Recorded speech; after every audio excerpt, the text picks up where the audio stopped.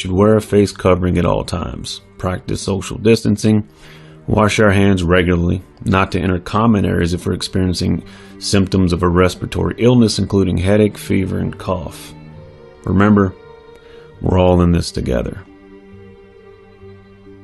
Now that the fact-checking keyboard commandos, social media administrators, and thought police have been pacified, let's get down to business. A world government regime is being implemented right before our very eyes, using COVID as the Trojan horse. It's a scientific dictatorship being guided by the principles of eugenics, operating as a psyop under the guise of a pandemic using medical martial law. If you want a vision of the future, imagine a boot stamping on the human face forever. George Orwell, 1984. Countless people will hate the New World Order and will die protesting against it. H.G. Wells, The New World Order, 1939. We shall have a world government, whether we like it or not. The only question is whether world government will be achieved by consent or by conquest.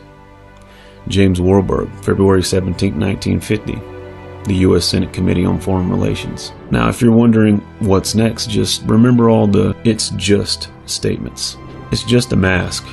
It's for your safety and mine. Don't put other people's health and safety at risk because of a minor inconvenience. It's just 6 feet. It's just safer at home. It's not really a lockdown. Besides, it's only for a few weeks. Then everything will reopen. It's just non-essential businesses that need to close. It's just non-essential workers that need to go jobless or in a crisis. Take one for the team. Have a vacation on the state. File for unemployment. Get your COVID check and chill. It's just until this whole thing blows over. It's just bars and restaurants and gyms and salons that need to close. It's just so that we don't overwhelm the hospitals. I mean, don't you care about our medical infrastructure? God forbid you get sick. You'll see, you silly conspiracy nuts. It's just until we flatten the curve. It's just until we can get a vaccine. I mean, my health is not my responsibility. It's the responsibility of the state to make sure I'm healthy. My job is to help them help me. It's just contact tracing. So what, you get a phone call. It's just a code app. I mean, don't you want to know who's safe to be around and who's not? It's just the clean certificate. Businesses need to provide a safe and secure environment for their customers and employees. It's just a vaccine. You're not one of those anti-vaxxers, are you? And when the protest started, what happened?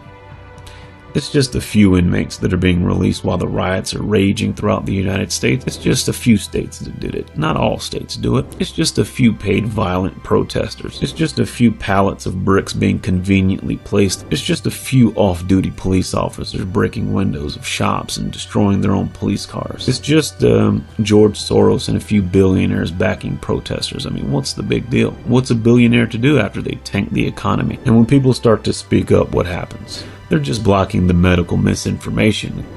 You can't let people think for themselves. Where do you think you live, America? Stop it. They're just blocking a few doctor videos, you know, the quack doctors, the snake oil salesman type, those that believe in high chloroquine, God and demons and that kind of stuff, you know, crazy talk. Get out of here. They're just blocking a few frontline workers and nurses from speaking out, you know. These guys only have time to treat COVID patients and make TikTok dance videos.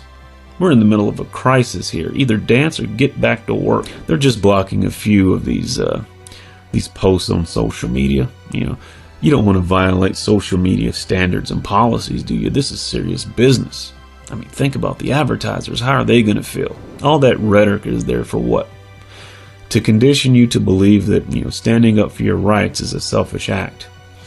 And if they can succeed, if they can get you to believe that, then you're more likely to give up your rights for moral reasons rather than for social reasons. And because you're afraid, what are you going to do? What may you do? You'll sacrifice your freedoms on the altar of fear in the name of peace and safety. Those that would give up essential liberty to purchase a little temporary safety deserve neither liberty nor safety. Benjamin Franklin. I know, that's a little bit out of context, but you'll forgive me.